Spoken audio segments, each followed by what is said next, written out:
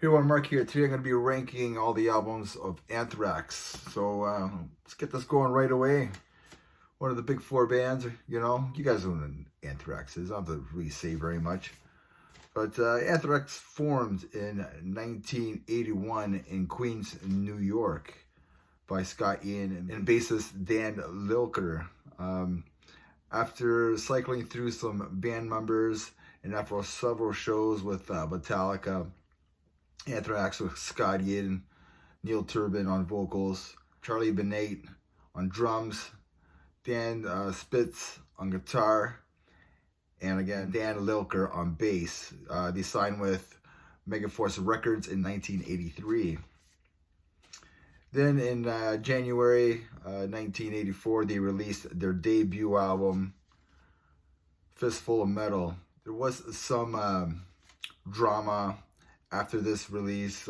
Former guitarist Gary Walls claimed that Anthrax ripped him off, as he claimed that he wrote the material on the debut album. Anyways, I ranked this album number 8. I think it's a good album. I have the vinyl right here. And I ranked it number 8. I think it's a good album. You can hear the heavy metal influence on this album. Neil Turbin is, he's a good vocalist. I don't want to knock the guy. I just think that he did overdo the high falsetto screams too many times on this. Death Rider is probably like my favorite track on this album. Eventually, Lilker was fired from Anthrax. He will go form Nuclear Assault. Lilker was replaced by Charlie's nephew, and at the time he was a roadie, Frank Bello. Then in August 1984, Turbin and Anthrax went their separate ways due to personal issues. But I guess we later kind of find out that the band just didn't like his vocals. Just didn't fit the band at the time and stuff like that. So later in 1984, Joey Belladonna was chosen as the new vocalist for the band. They would release Armed and Dangerous with Joey. I have the cassette right here, but I didn't put it in the ranking or anything. Yeah, Anthrax released their second album, Spreading the Disease, which was released on October 1985. It's their first album with Joey singing and Frank Bello on bass. This is my number 3. Get the CD right here. Got the CD right here. It's my it's my number 3. It's an amazing album, a classic album. You got Madhouse is a classic song. I like Medusa and Gung Ho as well on this album. The next album was probably every thrasher's favorite Anthrax album. Among the Living came out in March 16th, 1987 by Megaforce and Island Records, produced by Eddie Kramer. Yeah, this is my number 1. I wanted to find the vinyl for this, but it's kind of pricey, so I don't care. I'll just keep my CD. I'm cool with that. Anyways, yeah, man, this is a great production on here. It's a mosh pit. Seems like the band was having a lot of fun writing the songs. The songwriting is just terrific. Yeah, fun thrash metal from start to finish. Among the Living, Caught on the Mosh, I Am the Law, NFL, A Skeleton in the Closet, Indians, and more. Like, just a great album. One of the best thrash albums of all time. A year later, on September 19th, 1988, they released their 4th album, State of Euphoria.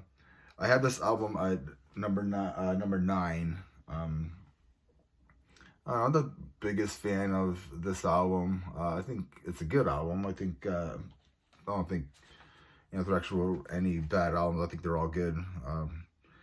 I just don't go back to this album very often. I think that's why I have it kind of low.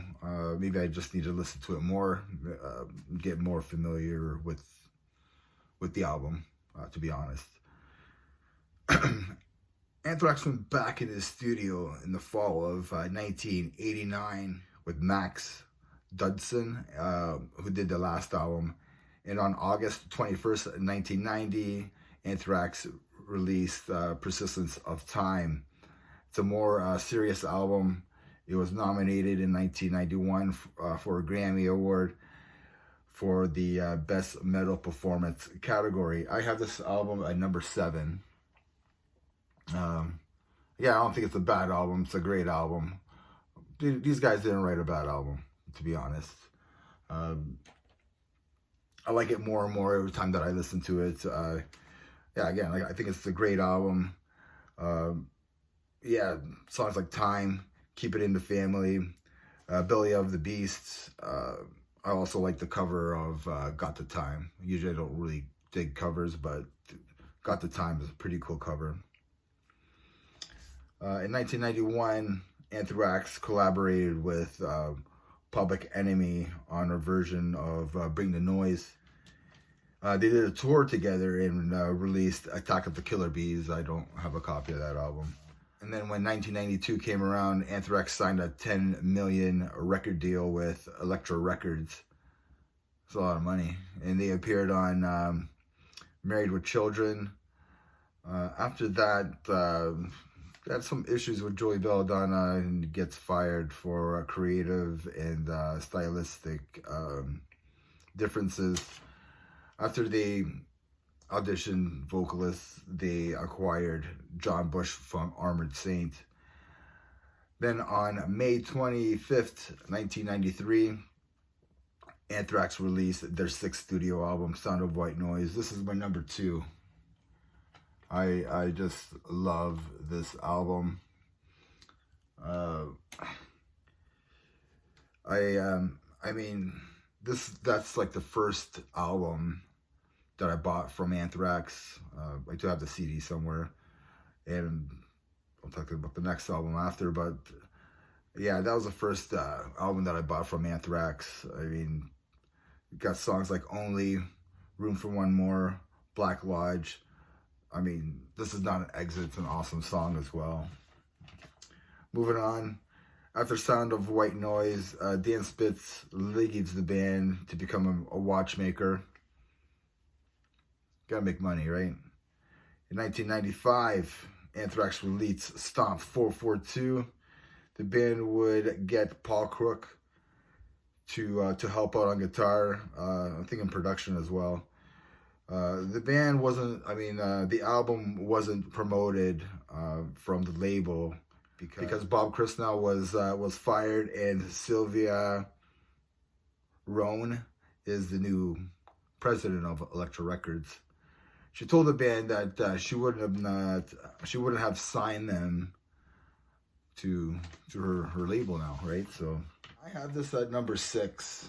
There's the CD. I bought this the same time that I bought Sound of White Noise at a used store in Leamington, Ontario, where I came from, and yeah, I love the album as well. I don't think it's a bad album. I know it gets ripped on a lot because it's alternative and metal with some groove, and people just people hate on it, but I don't know.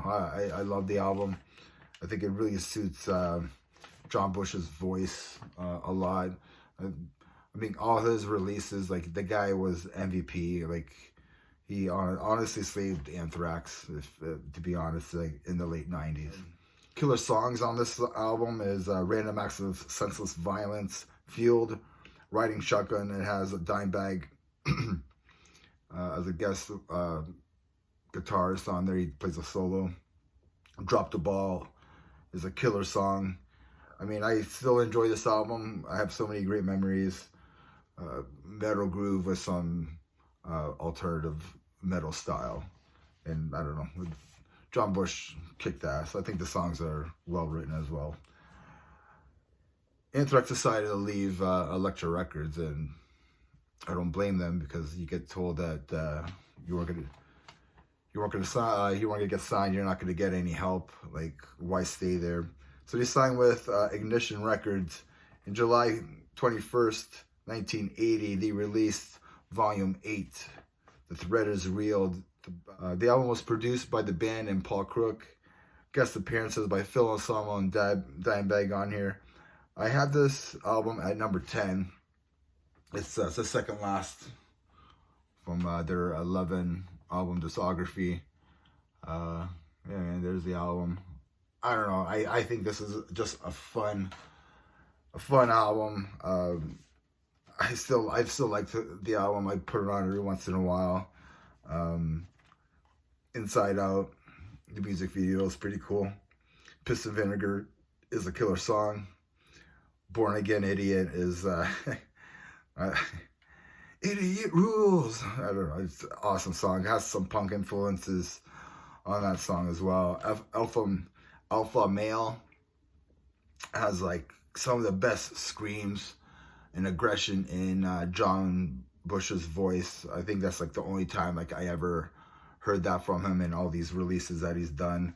I even listen to like Armored Saint, and because I do love John Bush's voice. Yeah, and I mean, I like this album. I mean, 1998 was dominated by like new metal, so anything new metal. So like an album like this is better than new metal. So that's my point of view. After 5 years, Anthrax released "We've Come for You All" on May 6th, 2003 on Nuclear Blast / Sanctuary Records.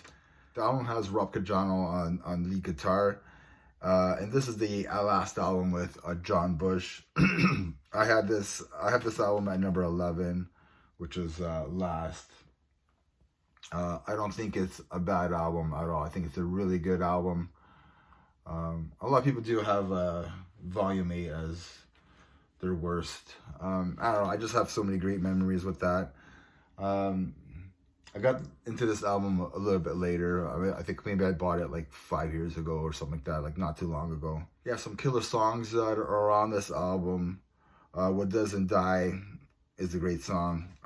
Superhero, and also the title track are all really good songs on here. There's other good songs on here, but I think those three are my favorite from this album.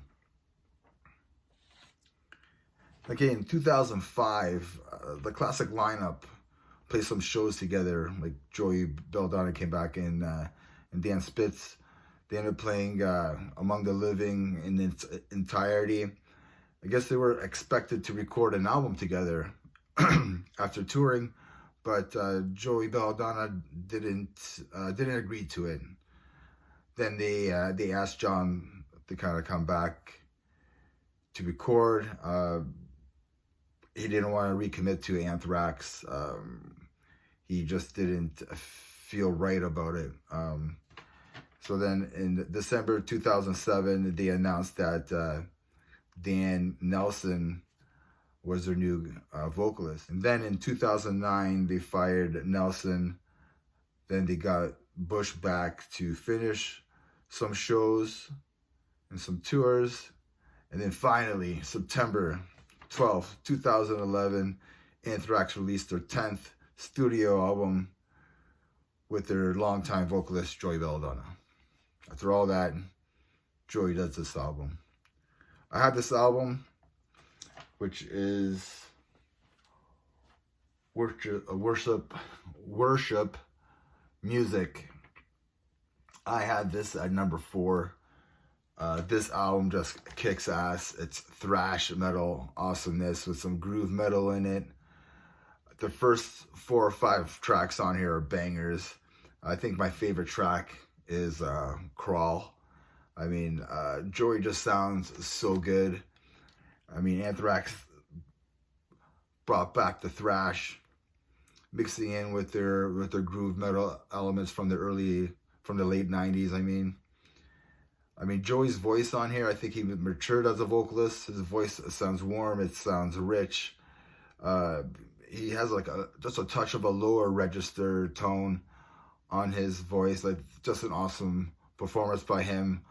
An awesome album. And things are good. Things are good with the band and everything, because on February 26, 2016, they released For All Kings with Joey Belladonna on vocalist, and John Dauncey from Shadows Fall on lead guitar. I have this album at number. I have this album at number 5. Pretty cool artwork there. The artwork was done by Alex Ross. I mean, you got songs like You Gotta Believe, Monster at the End, For All Kings, and Breathing Lightning. All awesome tracks. Zero Tolerance is a thrasher of a song. So that's my number 5. I will have the lists from like my 1 to 11 right here. Like right here. And yeah, man, like, what do you think of my ranking of Anthrax? I mean, where do you guys have these songs? I know like a lot of people would have maybe Spreading the Disease as their number 1 and stuff. You know, Volume 8 low and Relit Stomp442 low. I mean, yeah, just let me know what your rankings would be like. I mean, I didn't realize how much drama there was in this band, I guess. But they seem like from Spreading to Disease to Persistence of Time, the band was like, they were like a machine. Like they were going. And then, yeah, they fell through some hard times in the 90s. It just seems like they, I mean, they didn't give up, and I have to honor that and respect that. I think a lot of people don't realize that they could have quit. They could have stopped. You know, a lot of bands did in the 90s. I mean, yeah, as one of the big 4 bands, like things really didn't go easy, especially for Anthrax.